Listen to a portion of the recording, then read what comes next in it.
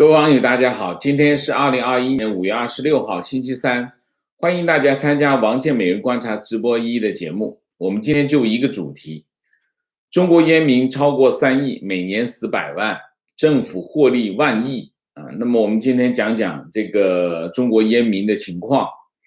国家卫健委和世卫组织驻华代表处5月26号共同发布了《中国吸烟危害健康报告2020》。报告显示，中国吸烟人数超过 3.08 亿人那么15岁以上吸烟率达到 26.6%， 其中男性吸烟率高达 50.5%非常的高那么烟草吸烟导致的疾病每年在中国夺走100万人的生命那么如果不采取有效的行动，预计到2030年，每年因为吸烟导致的死亡人数达到200万，2050年增加到300万这个说法呢已经持续了5年了，中国政府还是没有动作那么报告列举了吸烟和二手烟暴露与4大慢性病即慢性呼吸疾病、恶性肿瘤、心血管疾病和糖尿病之间的关联那么报告同时指出，有充分的证据证明电子烟对健康同样产生危害，所以这里特别呼吁那些以为我不吸烟我吸电子烟的人，大家要小心了那么中国今年公布的这个吸烟报告和2年前的结果一模一样那么中国吸烟的情况比全世界其他的国家的情况更恶劣进展更慢我讲讲其他的情况。同期美国的吸烟率只有 14% 中国是 26.6%， 而且在稳定下降日本是 16.7%， 也在持续下降那么英国是吸烟率2006年是 33%， 到了2017年下降到了 17%， 同期欧盟从 32% 下降到 26%最神奇的是俄罗斯在2008年吸烟率高达 41%当年他实行了室内禁烟那么这个比率比中国高得多那么2016年8年后，他的这个吸烟率下降到了 31%那么到了2019年俄罗斯联邦统计局公布的数据，俄罗斯的吸烟率下降到了 24.2%， 从 41% 下降到了 24.2%男性的吸烟率为 40%， 女性为 11%， 所以俄罗斯的吸烟率已经大幅的低于中国那么中国目前的吸烟状况这个烟草危害有几个严重的问题第一个问题，毫无疑问，中国是全世界这个最大的烟草生产国和烟草消费国那么吸烟对民众的影响健康影响尤为严重。中国的烟民超过3亿，但是另外一个群体受到的关注很少，就是不吸烟的烟民，但是受到二手烟的危害，人数高达 7.4 亿那么这是第一个就是人数庞大消费非常的高第二个就是低焦油卷烟和中草药卷烟对中国的烟民危害最大为什么？其实呢，不存在没有危害的烟草那么只要吸烟就危害健康。那么有充分的证据证明，相比于吸普通的卷烟，吸低焦油卷烟并不会降低吸烟的危害，而且中草药卷烟和普通卷烟一样会危害健康那么这个只是烟草商的一个招数，就是给大家一个暗示，而这个暗示会让你吸更多的烟，这是第二个。第三个，中国公众对烟草危害健康的认知，尤其是二手烟的危害认知严重不足，3%以上的人群不能全面的了解吸烟对健康的危害，2%以上的人群不了解二手烟暴露的危害，大部分公众对低焦炭、低焦油不等于低危害的观念缺乏正确的认识，而且受教育程度高，并不能改变他对烟草认知的缺乏那么这是第三。第四，那我要讲一下这里我要特别讲一下吸烟危害。烟草的烟雾当中含有69种已知的致癌物质那么吸烟可以导致恶性肿瘤，包括肺癌、口腔、鼻咽部的恶性肿瘤喉癌、食道癌、肝癌、胃癌、胰腺癌、肾癌、膀胱癌和宫颈癌。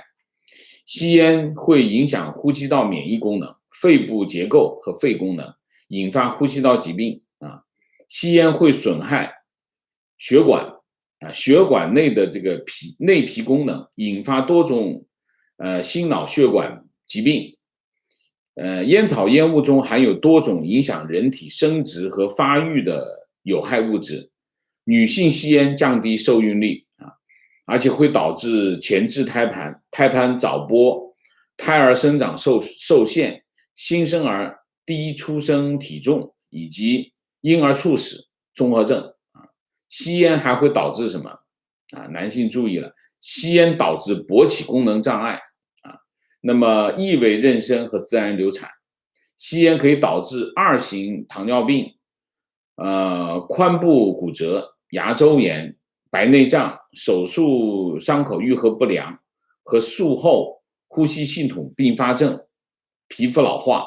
所以女性要注意吸烟会让你皮肤老化，吸烟还可能导致痴呆那么二手烟的危害特别重要，大家要知道二手烟的受影响的范围，一个人抽烟，整个房间里都会受到二手烟的影响。二手烟暴露它会导致肺癌、这个烟味反感、鼻部刺激、冠胀和冠心病，导致乳腺癌、鼻窦癌、成人呼吸道症状、肺功能下降、支气管哮喘、慢性阻塞性肺疾病、脑卒中和动脉粥样硬化。那么二手烟对孕妇和儿童健康造成的危害尤为严重导致婴儿猝死综合症、胎儿出生体重降低、早产、新生儿神经管畸形和兔唇裂兔腭裂那么儿童暴露于二手烟会导致呼吸道及感染、支气管哮喘、肺功能下降、急性中耳炎、复发性中耳炎和慢性中耳积液等疾病，导致多种儿童癌症、加重哮喘儿的病情。所以二手烟暴露没有所谓的安全水平，在室内环境中，无论是加装排气扇、空调还有其他的装置，都无法避免非吸烟者遭受二手烟的危害那么关于戒烟讲一下，我要讲多一点关于戒烟，尝试戒烟的人中有1/3的人会成为烟民，就不要去尝试了，有1/3会变成烟民烟草依赖者占烟民的30%到90%，有些人有，也不是全部人都有戒烟会产生一系列戒断症状，渴求、焦虑、抑郁、不安唾液分泌增加，注意力难以集中睡眠障碍，部分戒烟者还会出现体重增加。一般情况下，戒烟症状在戒烟最初的14天内最为强烈，然后逐渐减轻消失。戒断症状通常持续1个月左右。我们讲了一下烟草的危害和戒烟的问题这个对大家都很重要，所以我们要花一点时间来跟大家讲讲虽然这个议题不是那么 sexy 但是我们还是要讲因为对每个人都有影响中国政府对戒烟的态度是什么？3个字：不积极为什么不积极？有利益那么无利不起早。举个例子，世界无烟日，国家卫健委公安办公厅发一个通知那么就是通知大家搞一个活动，主题活动就完了尽管这个吸烟危害巨大中国又是烟草这个祸害最严重的国家为什么政府对控烟不积极？就是2个字：利益那么中国人吸烟烟草利润巨大，中国又垄断烟草行业，怎么个垄断法呢？中国政府从1981年开始实行烟草专卖这个专卖制度呢，从汉朝开始就有中国从汉朝盐铁政策就其实就是专卖。那么专卖中国81年84年成立烟草专卖局，那么有个烟草总公司，中国烟草总公司现在叫中烟集团它这是一个机构2块牌子那么巨大的网民有巨大的烟民加上垄断利润，那么中国烟草总公司成为宇宙最赚钱的公司那么2019年全国烟草工作会议上，中国烟草总公司公布的2018年全年利润税前利润11556亿11556亿那么这个数字是当年阿里巴巴利润的16倍，腾讯的14倍，苹果的3倍那么这个工商银行的3倍就是非常挣钱。那么2013年到2017年中国烟草制品产销投资分析报告指出2001年中国烟草行业的毛利维持在57%以上，呈逐年上升的态势到了2012年中国烟草行业的毛利达到 74.06%， 然后中国的上市公司的毛利逐年下降，2010年下降到 19.76%， 2011年18.59%， 2012年下降到 18%。 那么也就是说烟草行业的毛利是上市公司中国的头部企业最厉害的是中国上市公司上市公司的毛利的4倍那么毛利由何而来？归谁所有？毛利由垄断而来，归谁所有？归政府所有。那么基本上你可以看这个2015年这个烟草行业实现税利是11436亿不管是税还是利都归政府所有。为什么？因为所有的烟厂都是国有企业，所有的税收归政府所有那么“15”期间这个工商税就光不算这个企业的利润，工商税税利总计是多少？烟草行业47000大数48000亿48000亿总共的利税是48000亿，交了多少税呢？41000亿，这就大数我们讲个4万亿嘛4万亿什么概念？2008年金融危机，中国政府出台的一个经济刺激计划，东拼西凑4万亿那么4万亿这就是“15”期间的交的税就有4万亿那么2015年这个全国一般性的税收是15万亿，那么烟草的上交的这个金额占到7%还要多，所以毫无疑问，烟草行业是政府的钱袋子啊，钱袋子。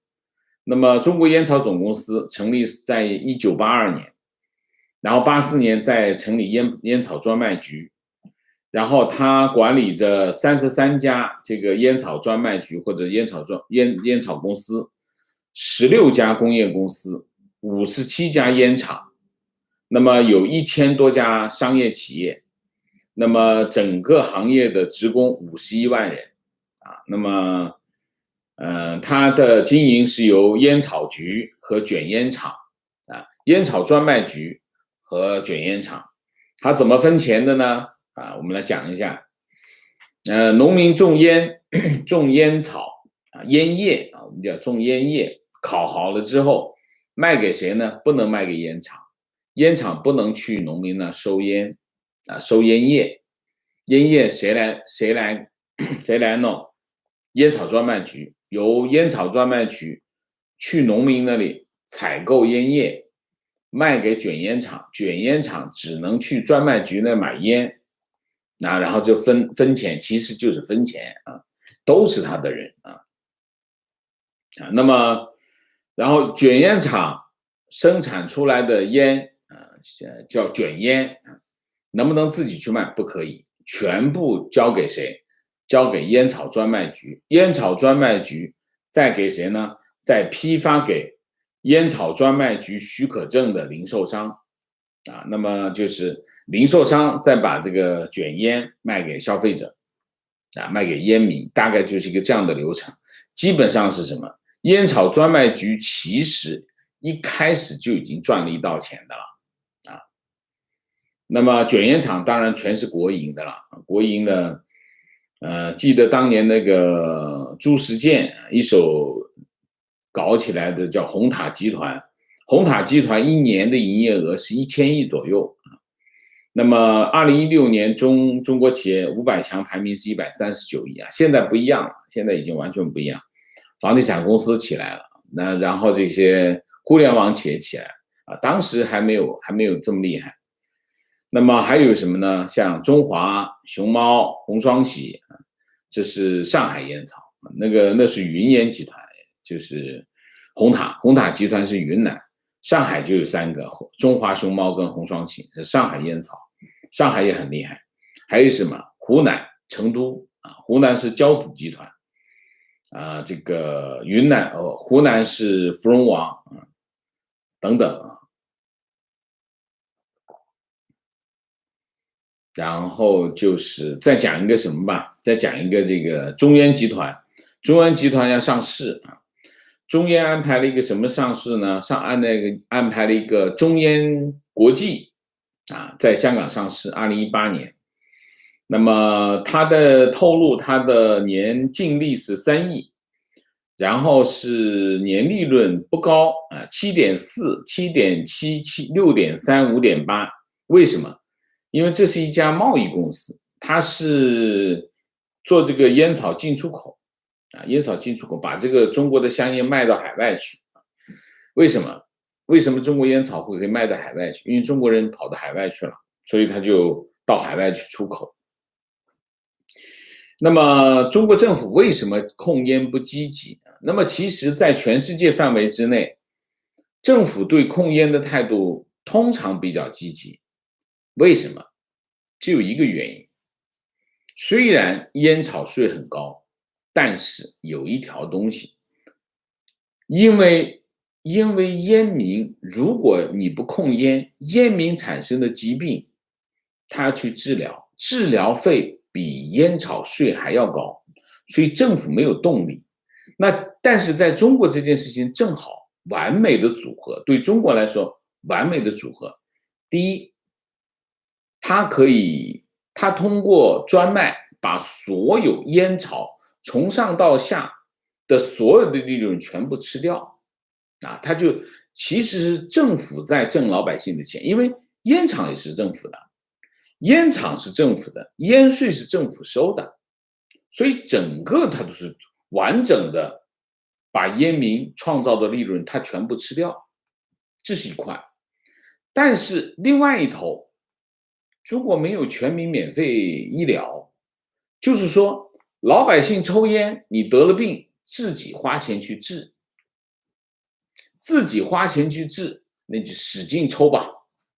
所以现在中国这个局面对中国政府是非常的完美，因为他既获得了这个烟民吸烟的利润，同时他办的医院还能通过治病能挣钱，两头挣钱。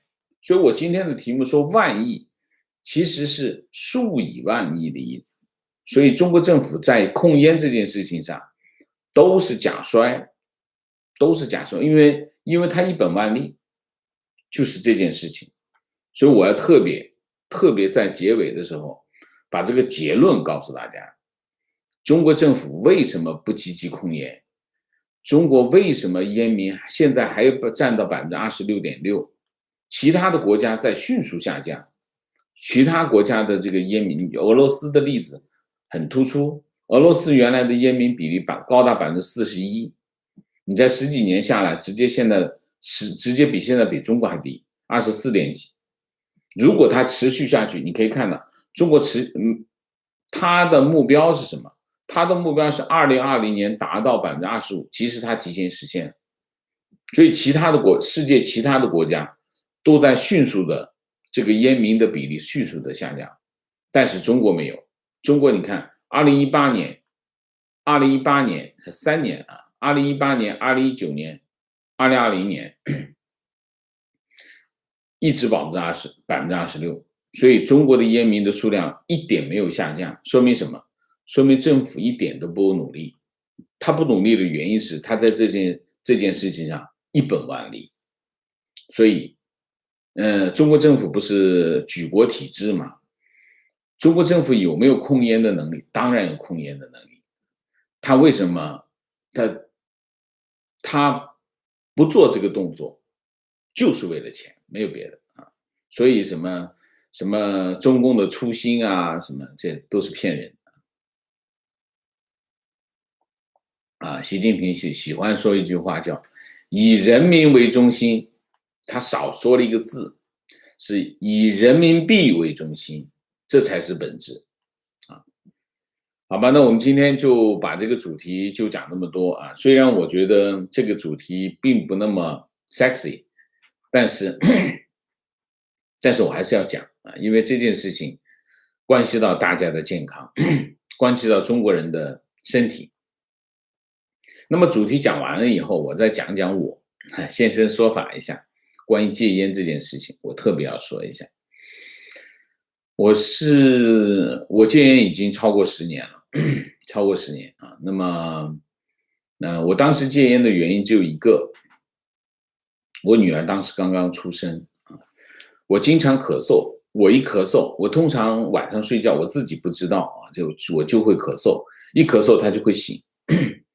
那么后来我在体检的时候，医生跟我讲，就是说你这个咳嗽是慢性咽炎造成，慢性咽炎也能治，但是呢也会复发，很难治，因为这是吸烟造成的这个咳嗽。这种咳嗽基本上没办法，因为你一吸烟它就发炎，然后你治了这发炎之后，你又吸烟又发炎。后来我就自己戒烟。戒烟难吗？戒烟对很多人来说，我戒过2次烟，我总共戒过2次烟。我想一下，我总共吸烟的历史，我大概应该是吸了25年的烟。然后我这次戒烟，我就一次性戒完，就一戒就戒掉，就没有再想过。所以在戒烟这件事情上，我给大家的建议是什么？我给大家的建议是2点。第一点，给自己一个暗示，心理暗示。我当时就是这样暗示自己，我说我今天戒了，从现在开始我就戒成功了，我就不断的给自己暗示，我已经成功了，我不需要考虑这个事情。所以其实我在戒烟过程当中就没有出现刚才我们的专题里面讲的那种这个戒断症状，我没有戒断症状，我就直接就戒掉了，一戒就戒了10年，将近10年吧。大10年的样子啊。所以戒烟这件事情是非常困难的一件事情，但是真正决定了这件事情的结果是什么？决定了这件事情的结果是你的决心，而不是你在过程当中你的各种折腾，其实不重要，重要的还是决心。决心背后是什么？决心背后就是爱啊！为了爱你的家人，为了爱你的人，为了爱你的那个人，为了你爱的那个家人戒烟，这个很重要。所以我在这里呼吁大家，不是因为今天，也不是因为无烟日，我觉得每一天都是戒烟的好日子，请大家戒烟，好吗 ？OK，那我们今天的主题就讲到这里，我们下面进入互动。那么进入互动之前，温馨提示啊，请大家点赞，请新来的网友订阅啊，请大家加入我们的会员，支持我们做更好的节目啊。那么好吧，不过据我观察哈，现在城市当中，农村其实烟民集中在农村。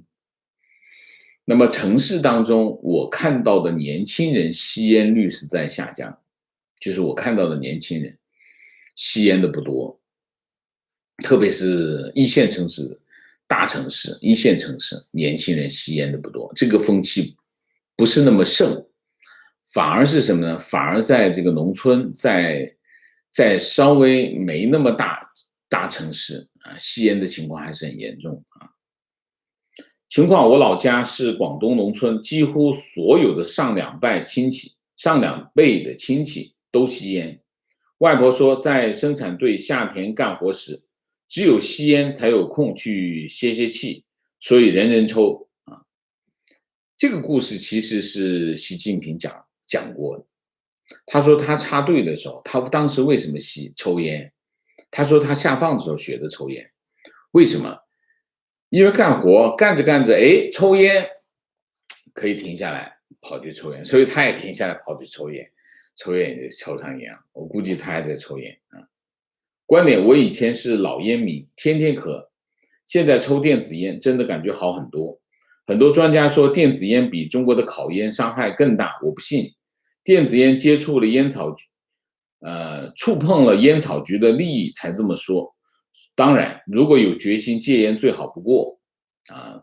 咳嗽当然主要是因为烟雾啊，烟雾刺激喉咙啊，所以才会咳嗽。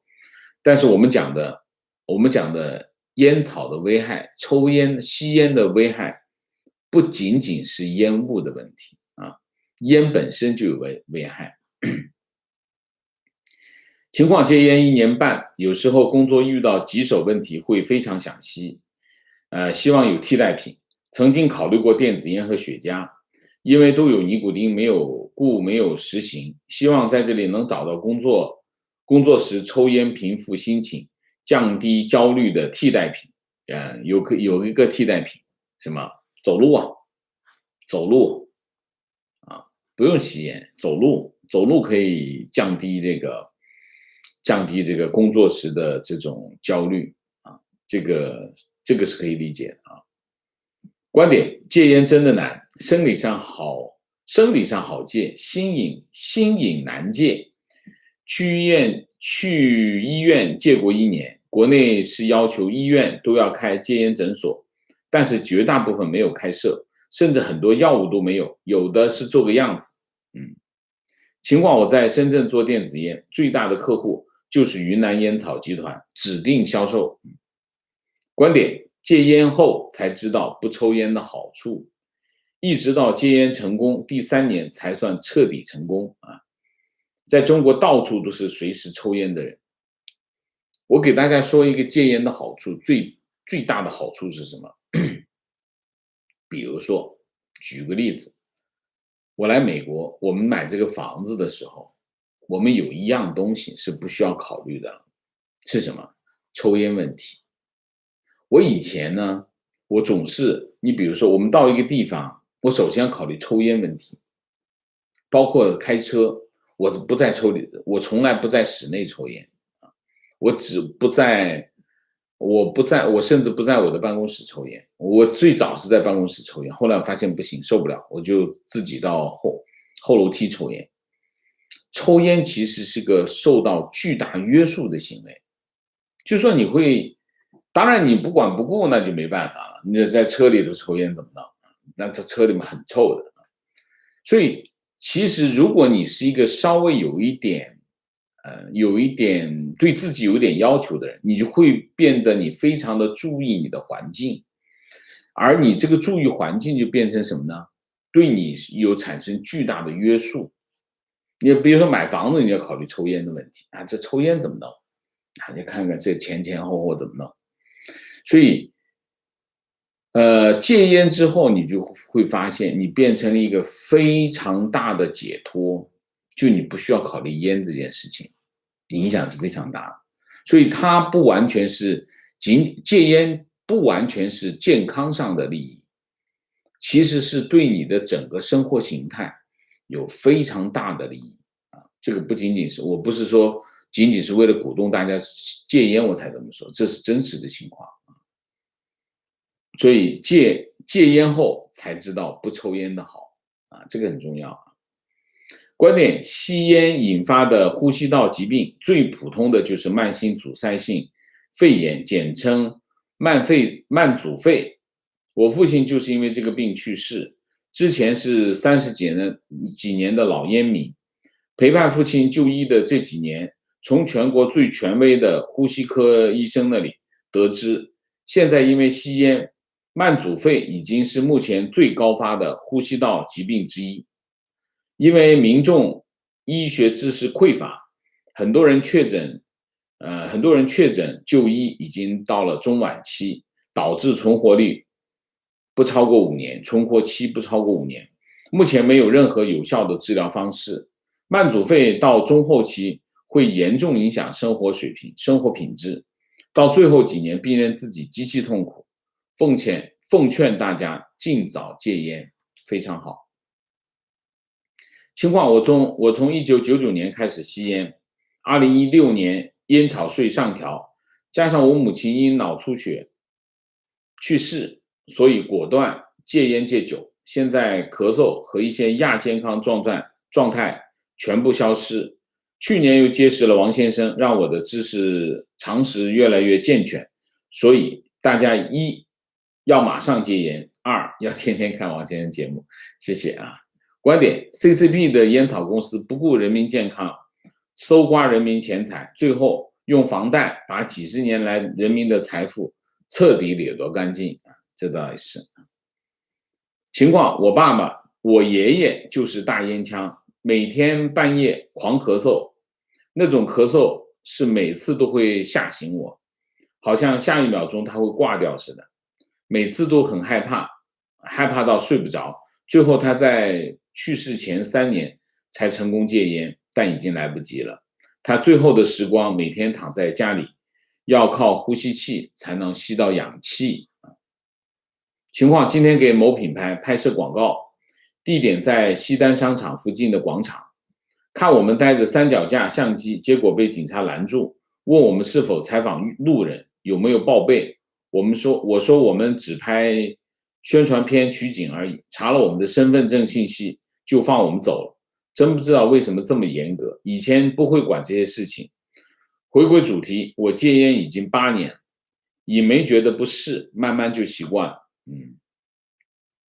情况：烟龄22年，已经戒4年，烟酒已经是一种文化，越是发达城市，吸烟喝酒越少，反之越多。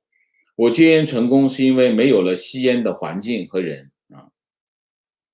观点：医疗财政是人民最后的收割机，除了消灭烟草的动力不足，还有改善食品安全的动力也不足。这2个问题是产生病人的巨大驱动力，不断的产生癌症患者、重症患者、慢性病患者，让医院拥有巨大无比的市场。一旦大病进入医院，普通人就交代了一辈子赚来的财富和自己的健康。基本上患癌的人进了医院，化疗过后就没几天可活了，没几年可活了。其他的重症病也是类似，慢性疾病更是长期收割，因此医院对治愈也没有动力。观点：我父亲10年前查出肺癌，肺部肿瘤有鸡蛋那么大，当时在医院看到黑压压的都是肺癌患者，震惊了。建议想戒烟的朋友可以去肿瘤医院转一转，决心会很大。情况：当年中国刚刚有室内禁烟政策，带着孩子去餐厅吃饭，还是有人抽烟，请服务员去制止，基本上都被无视，无奈只好自己去讲，告诉对方孩子气管过敏，拜托不要在室内抽烟，好多次被白眼，后来就只有选择有包间的餐厅了。提问：记得2年前有事去中国某市政府，进去之后看到很多公务员都在办公室抽烟，整个走廊到处都是烟味。同行的韩国人很惊讶，问他们怎么能在室内抽烟。中国游客在旅游时也经常在酒店或百货大厅抽烟的情况，请问王老师，中国确实没有关于室内禁烟的法规吗？中国早就有法规，室内禁烟早就通过了。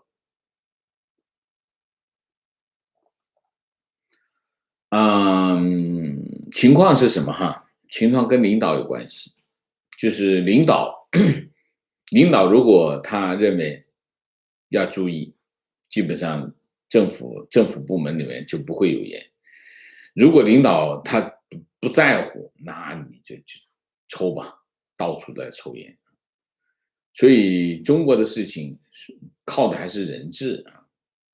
观点：电子烟只含尼古丁和香精，不含焦油，有减害效果，但是私营企业占据市场，被打压严重。我认为什么烟都不应该生产。那打压就打压，反正我觉得都不应该生产。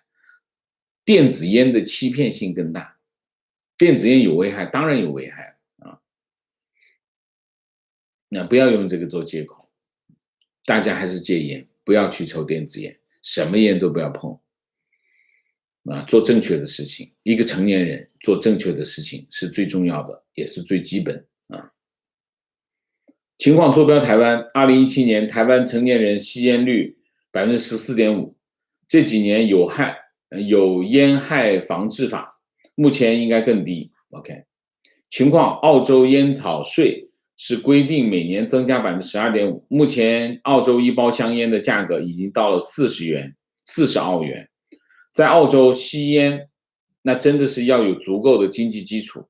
另外，可吸烟的场所越来越少，不用说所有室内禁烟，而且公共场合也有规定区域才能吸烟。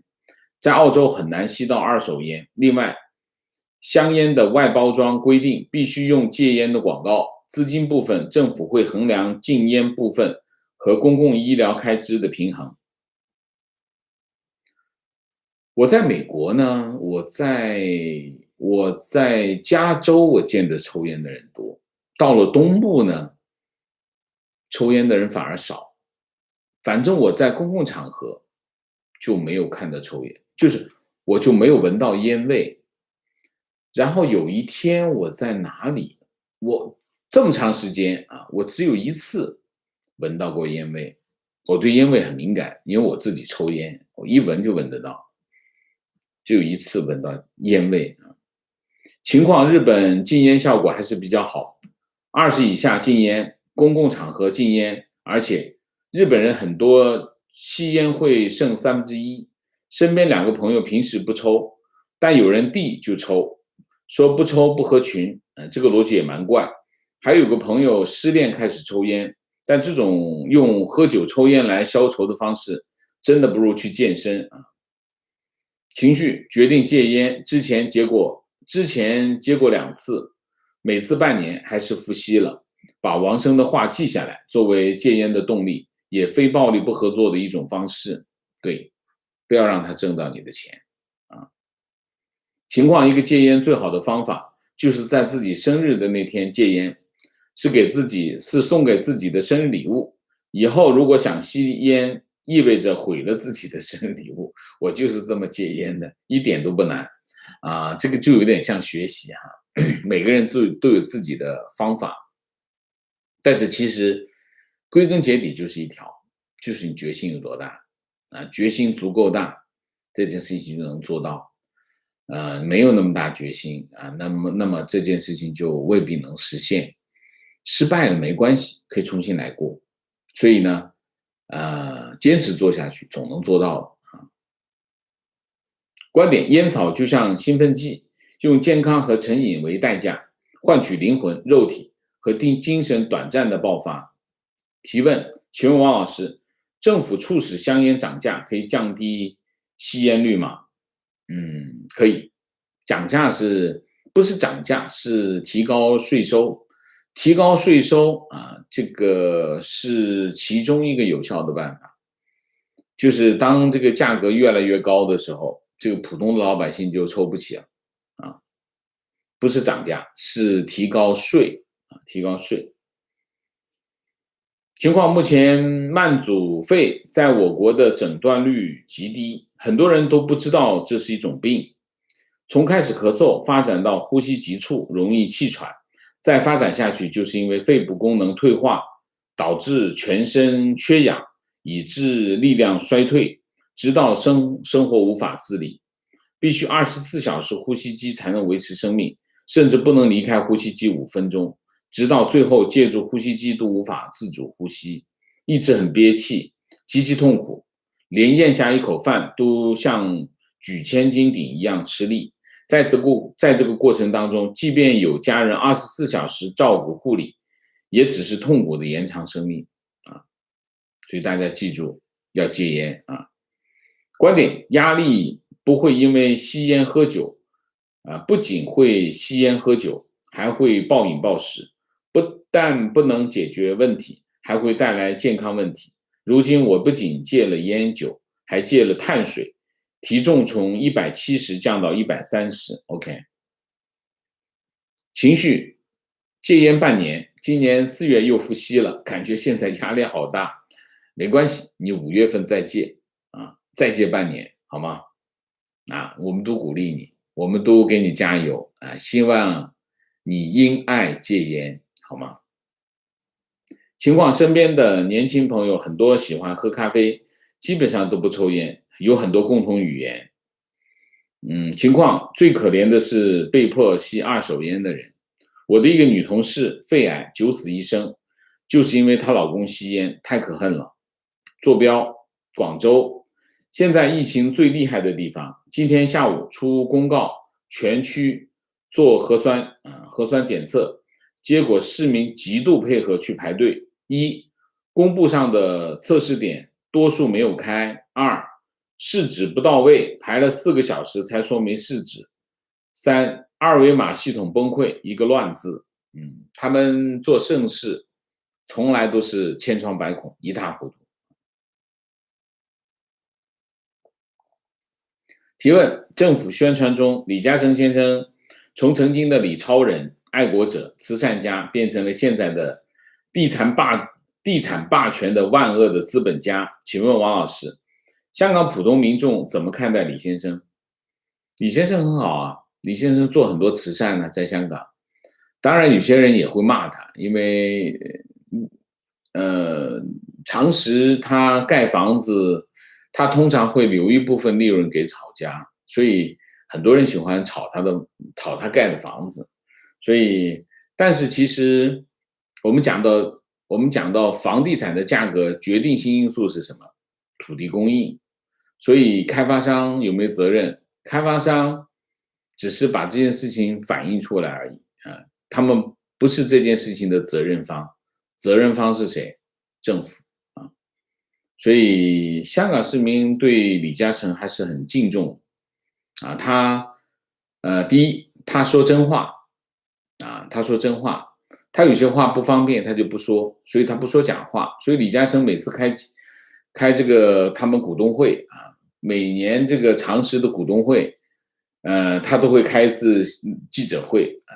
那么记者提问，记者都是为当前最敏感、最想老百姓想知道的事情，他都会直言以告。他不方便说的，他就不说。他说我这个事情我答不了，他就不说。所以李嘉诚在港人心目中是个非常正面的人物啊，跟董建华不一样。董建华香港人叫他什么？叫他老懵懂啊，老懵懂。那我叫他什么？我叫他老贼，出卖香港人就是董建华啊。情况，国内很多医生也吸烟，按道理医生比一般人更懂吸烟的危害，但是还有不少医生吸烟。我之前一直不理解，后来听吸烟的医生说，是为了减轻工作压力。国内很多人是压力过大导致吸烟。我以前吸烟呢，所以吸烟其实对人的影响是很大的。我大学2年级吸烟，原因是我最好的朋友他吸烟，他老给我递烟，我都不吃烟，后来最后吸烟。到后来我工作的时候，我在《明报》的时候，《明报》的编辑部是不能抽烟的啊。《明报》原来在北角啊，我们办公室原来在北角。北角那个时候是老板是金庸啊，然后那个时候的办公室可以抽烟啊。北角的那个明报大厦其实不大啊，那么那时候可以抽烟。后来呢，明报大厦卖掉，搬到柴湾，那个办公室就很大，新的办公室搬到那边去，马上宣布这个办公室里面不能抽烟。办公室不能抽烟怎么办呢？写稿子就想抽烟，抽烟的人知道写稿子就喜欢抽烟，那怎么办？弄块板子，我们那个大堂有沙发，我们就坐在沙发上，在板子上写稿。那个时候还没有电脑，就在《明报》的时候开始普及电脑化。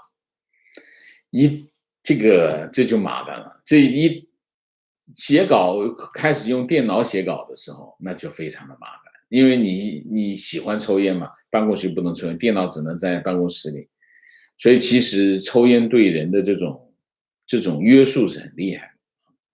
那么压力大吗？不是理由。你说我抽烟跟工作压力，当记者压力很大，当记者的压力来自于时间的压力啊。那么有没有关联？当然有关联，但是这不是理由啊，这是一个错觉。观点：吸烟缓解压力是一种错觉。是我的观点也是这样，因为吸烟者感受到的压力大多来自烟瘾复发，吸烟只是减缓烟瘾带来的压力。吸烟以后轻松的感觉是普通人时刻都在享受的。OK， 情况真切的感受到国内环境变天了。先是看到一朋友在朋友圈发文说自己去年疫情开始被单位禁止离开本市，就是昆明，人都快抑郁了。另外一个朋友说自己为了参加中国好声音海选而专心致志，彻底投入，准备了1年，本以为可以上台，结果突然在毫无防备的情况下，中国好声音被叫停了，节目组也没给出任何理由。那是变天，那真的是变天。提问：今天小米已经从中国政府的制裁中抹去，但是小米却没有像被华为被外交部保护，想听听王老师的关于这件事情的评价。所以你可见嘛，华为不是一般的人嘛。你有没有见过中国政府像保护华为那么去保护其他的企业？没有吧？除了国企以外，谁还能这么干？华为的待遇已经超过国企了。国企叫什么？共和国长子。共和国长子，国企的领域谁都不能碰啊！你说，比如说像互联网企业啊，比如说蚂蚁也好，阿里也好，你们搞金融业不行，打击打到从去年11月打击到现在，互联网企业、平台企业一直在被打击。第二个被打击的领域是什么？网约车。你看网约车是第二个被打击，要求建党支部。所以国营企业被政府像亲儿子一样的保护，那华为肯定待遇超过亲儿子了。所以长子的长子了。小米有没有？假如没有，自己去打官司呗。不过呢，小米打官司这件事说明什么？说明在美国，政府定的事情并不是笃定的啊。打官司我没有，你说我有，打官司最后法庭裁定没有，没有你就得把这个名字抹掉。你在中国试试有没有这种可能性？所以司法是什么？司法是这个社会的正义的底线，保证正义的底线，这个很重要啊。所以小米这件事情说明什么？我还是那句话，我相信美国的司法体系啊。情况，我父亲也是40多年的老烟枪，每天2包啊。后来因为肺气肿，在60多岁就戒了，但因为肺癌在80多岁去世。我父亲是肺气肿去世的啊。情况，坐标昆明，周围的年轻人吸烟的很多，而且女生抽烟越来越普遍，很多室内甚至电梯抽烟的人都理直气壮，劝解的人会被打，有被打的风险。有一次我电梯里抢了一个不听劝阻的人的烟，差点打起来。好吧 ，OK。提问：最近听到有中国放弃挂钩美元的说法，最近美元也是非常的疲软，做外贸的人，我们何去何从？希望能听到王先生分析一下人民币对美元的未来趋势。人民币有没有挂钩美元？没有挂钩美元，人民币挂钩的是一揽子方案，一揽子货币方案。那当然，中美贸易是中国对外贸易的一个非常重要的一个部分，所以而且美元是交易货币，所以呢，在这一揽子里面，我相信美元会肯定超过70%。有可能超过80%，那么这是第一个。所以你说人民币跟美元挂钩呢，某种程度上可以这么讲，但实际上不是啊。OK， 这是第一。第二，那么人民币能不能取消这个方案呢？取消不了，为什么？因为你的汇率其实是相对于其他货币而言，挂不挂钩呢？这件事情只是一个计算的方式而已，所以不存在挂钩这件事情。什么叫挂钩呢？真正的挂钩是什么？就是港元。港元的挂钩是什么概念啊？港元的挂钩其实就是港元就是穿了一件港元衣服的美元，我们叫这个叫货币局制度，因为它是个很小的经济体，它维持一个独立的货币系统是与成本太高。那怎么办？那他就用一个很成本最低的方式，就是跟美元挂钩。跟美元挂钩什么概念？就是他每发行1块钱港币，他就在库房准备1块钱等值的美元。每发行1块钱就放1块钱，每发行1块钱就放1块钱。所以呢，他发行的整体的货币的总数背后是什么？背后有等值的美元在这里做准备，叫货币准备，它是有货币准备的。货币局制度是有货币准备的，货币准备的货币品种就是它挂钩的品种。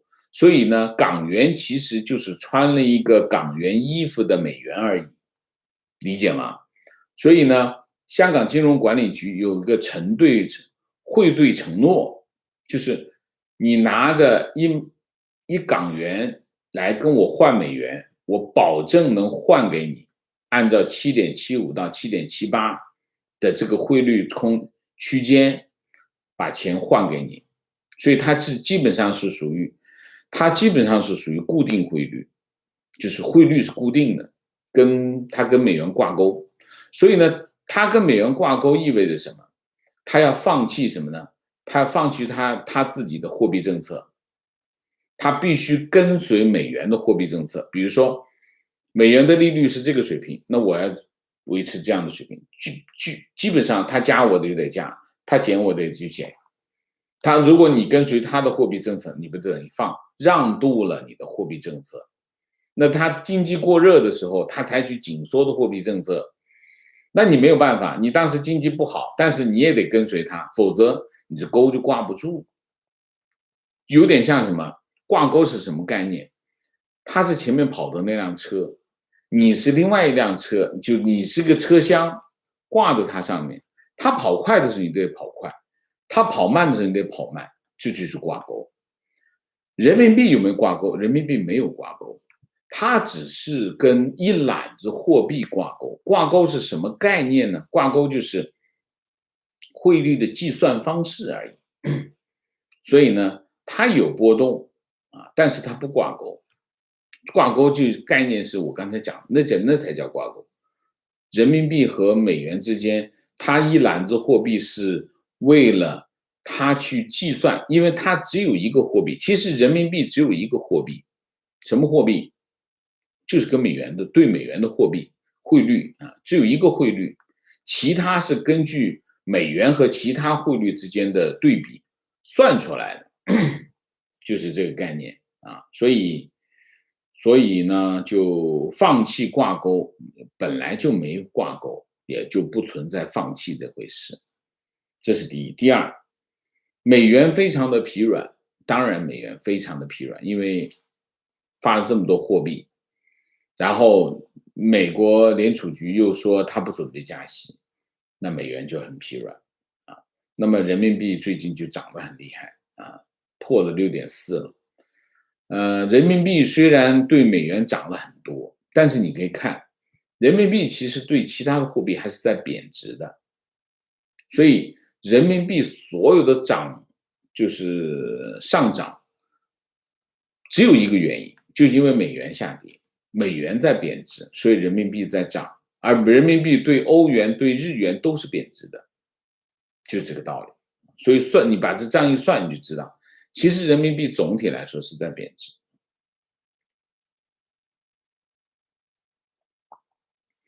王老师你好，国内很多自媒体宣传人民币解挂美元是2015年以后，并认为这是中美贸易战的导火索之一。请问人民币从来没有和美元挂钩，还是为了国际化？人民币没有跟任何货币挂钩，不存在解挂，解挂是什么鬼？美元锚定，现在的货币已经没有美元锚定，没有锚定货币这回事了。你们就不要再去看这个什么货币战争这种破书了，这种破书坑骗了太多的人。现代的货币除了货币局制度，我刚才讲的港元是货币制度以外，所有的现代国家或者现代货币已经不会有货币准备了，都是用国家信用或者用政府信用来发行货币 ，OK， 所以不存在锚定的这件事情了，好吧？我讲了很多遍了啊，请大家不要再提同样的问题啊，但这是现代金融学的常识，现在政府，现在任何一个国家发行货币，都是以这个国家的信用或者以这个国家的财政信用为基础发行的货币，没有任何准备，后面是空的 ，OK， 后面是空的，啥都没有，不存在锚定，不要讨论锚定这件事情，好吗？情况，父亲死于吸烟引发的肺癌，为了治疗负债10几万，加上父亲之前生意失败所欠的10多万，那个时候刚大学毕业，工作5年才还清所有欠款，饱尝辛酸，对国内环境深感绝望，决定离开，贷款来美读书和工作。感恩王老师的辛勤付出，节目越办越好，谢谢。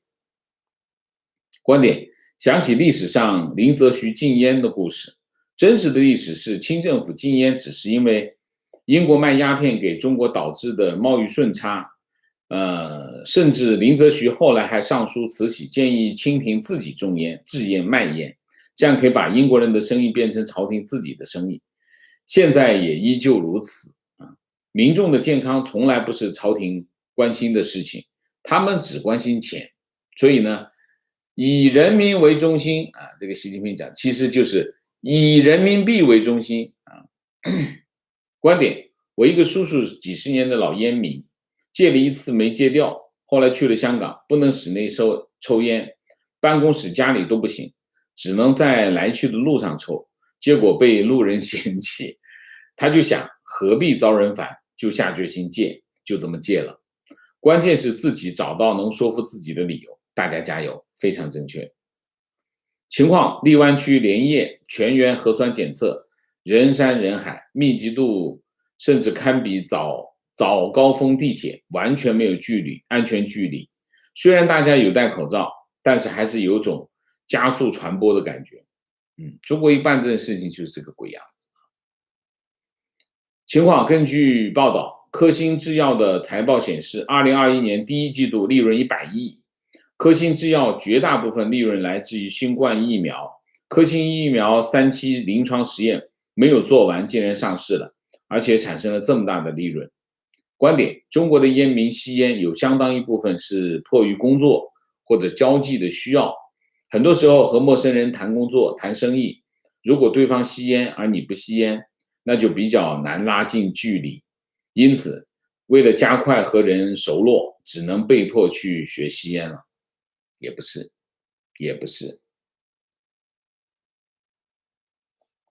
借口而已。